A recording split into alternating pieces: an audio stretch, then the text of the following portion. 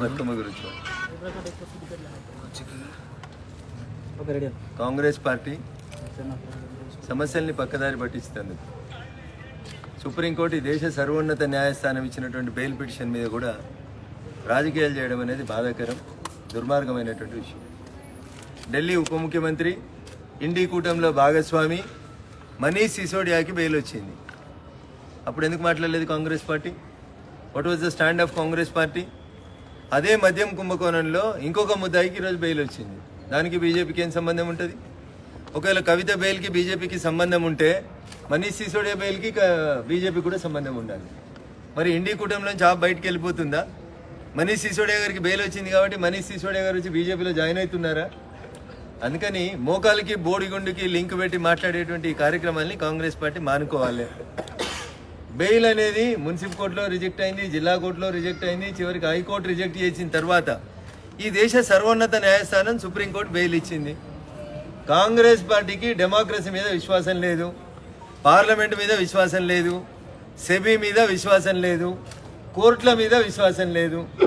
RG1 Rajiv Gandhi గారు ముస్లిం మహిళలకి మనోవర్ తీయాలని సుప్రీంకోర్టు చెప్తే సుప్రీంకోర్టు ఆర్డర్ని తుంగలో దెక్కి ఆర్డినెన్స్ తెచ్చినటువంటి పెద్ద మనిషి RG1, the great Rajiv Gandhi గారు 1 అయితే, అది సుప్రీంకోర్టు పట్ల రాజీవ్ గాంధీ గారికి ఉన్నటువంటి అభిప్రాయం అయితే, ఇలా RG2 కొత్తగా ఏం నటిస్తాడు? తెలంగాణలో సామెత చెప్తారు, ముందు నాగలు ఎట్లా పోతే వెనక నాగలు అట్లే పోతుంది. రాహుల్ గాంధీ గారు చెప్పాలి, ఇలా మనీష్ సిసోడియాకి బెయిల్ వచ్చింది. బెయిల్ బీజేపీ ఇచ్చిందా, సుప్రీంకోర్టు ఇచ్చిందా? ఒకవేళ మనీష్ సిసోడియాకి బెయిల్ సుప్రీంకోర్టు ఇస్తే అదే సుప్రీంకోర్టు కవితకు కూడా బెయిల్ ఇచ్చింది. బీజేపీకి ఏం సంబంధం ఉంటుంది? కవిత అరెస్ట్కి బీజేపీకి సంబంధం లేదు, కవిత బెయిల్కి బీజేపీకి సంబంధం లేదు. కాబట్టి కాంగ్రెస్ మిత్రులారా, రాజకీయాన్ని రాజకీయం చేద్దాం. ఎలక్షన్లు వచ్చినప్పుడు వాస్తవాలు మాట్లాడుకుందాం. మీ పార్టీలో కూడా చాలా మందికి బెయిల్ వస్తుంది. మొన్న ఒక ముఖ్యమంత్రి గారికి, జార్ఖండ్ మాజీ ముఖ్యమంత్రి జైలుకు పోయిన తర్వాత మాజీ అయిన ముఖ్యమంత్రి కూడా బెయిల్ వచ్చింది.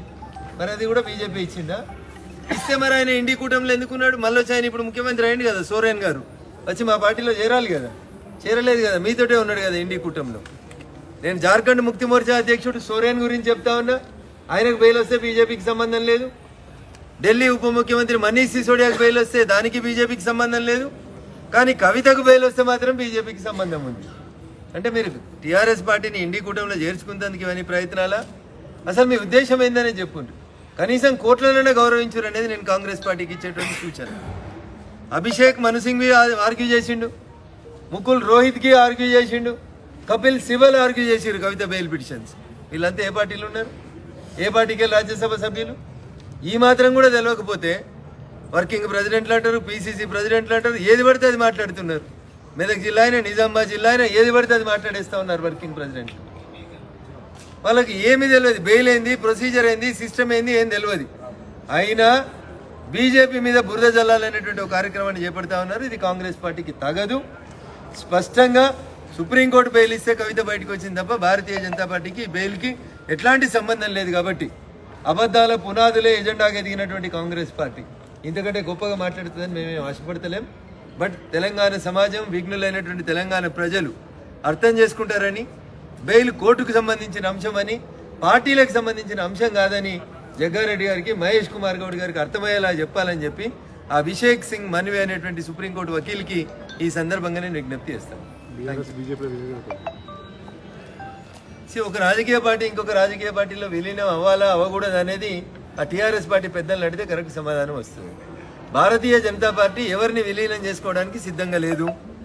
మేము కాశ్మీర్ నుంచి కన్యాకుమారి దాకా ఒంటరిగా మేమే ఎదగాలనుకుంటున్నాం. That is our stand.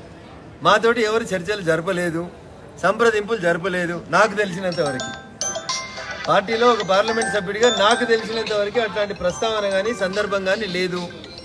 కాబట్టి లేని దాని మీద బురద జల్లి కోడిగుడ్డు మీద ఈకలు వీకే ప్రయత్నం చేయొద్దని కాంగ్రెస్ మిత్రులకు నేను ఈతో పలుకుతాను.